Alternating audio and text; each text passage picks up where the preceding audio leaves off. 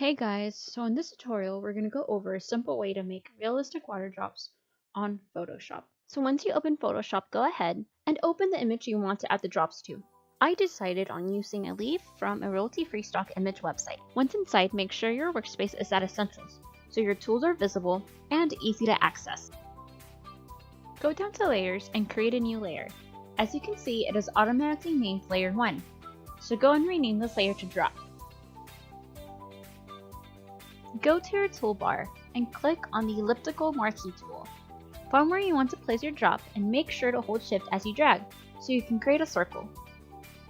Next, click on the gradient tool and move up to the bar. Click on it to open the gradient editor. Then click on the black to white gradient, which should be the third thumbnail. Click OK. Also make sure the linear gradient box is chosen. Go to the left side of the circle. Press shift as you drag diagonally. To delete the selection, press Ctrl or Command D.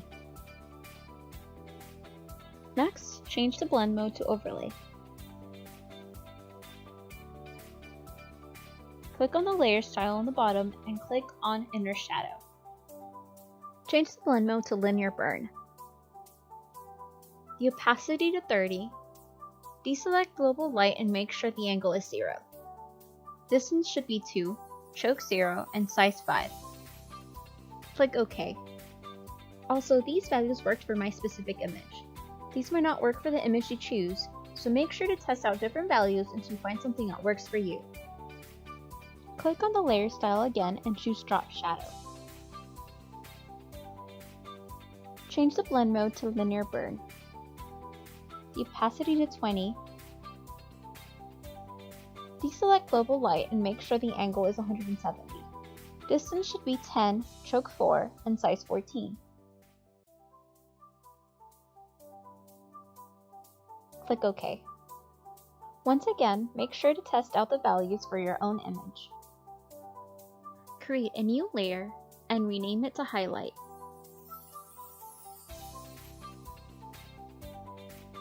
Next, use the brush tool and change the size to 15. The hardness to 90. Remember to choose your values based on your image. So now you can draw a small white highlight on the drop. Select both the highlight and drop layer by pressing shift and clicking on the drop layer, and then create a group. Rename this group to Drop 1. Create copies by continuously pressing Ctrl or Command J until you have the drops you need. I decided on having 5 drops in total. Rename them Drop 2, Drop 3, and so forth.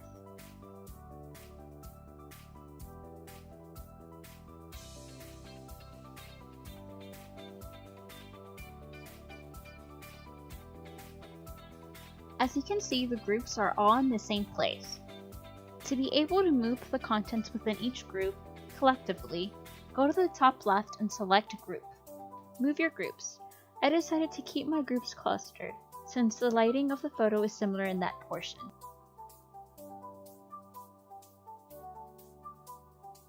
Once you have your drops in place, you can go ahead and resize them.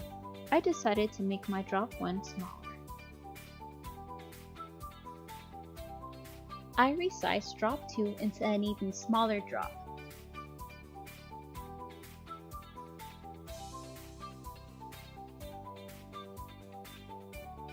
I resized drop 3 into a size similar to drop 2.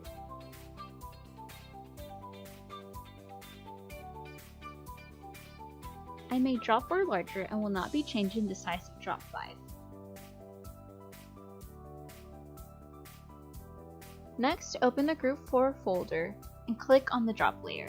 Go up to the filter menu and click on Liquify. Make sure the forward warp tool is selected. Use this tool to liquefy the drop. I decided to add a dripping effect by elongating the drop. When you're done, click OK.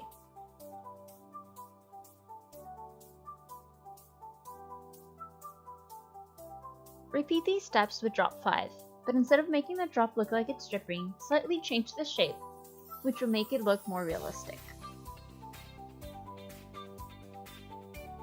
When you're done, click OK.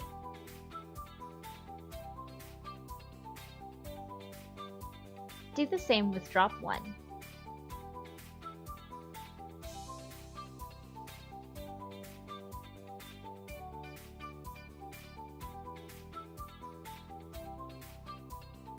Step back and look at your own image. See if you like what you did. If you don't, you can always undo the filter and redo it until you like it.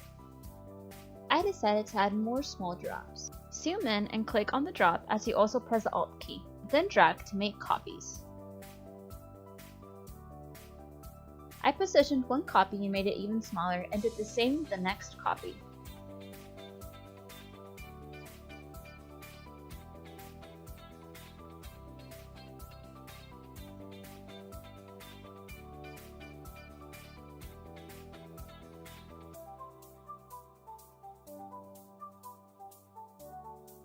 Now, you can go and rename the groups.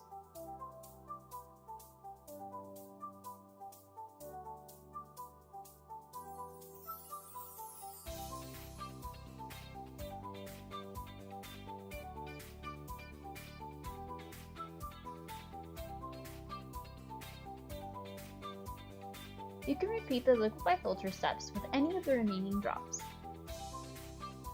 I decided to do this with drops 2 and 3, leaving the new groups intact. Don't forget to adjust the tool size. This allows for more control.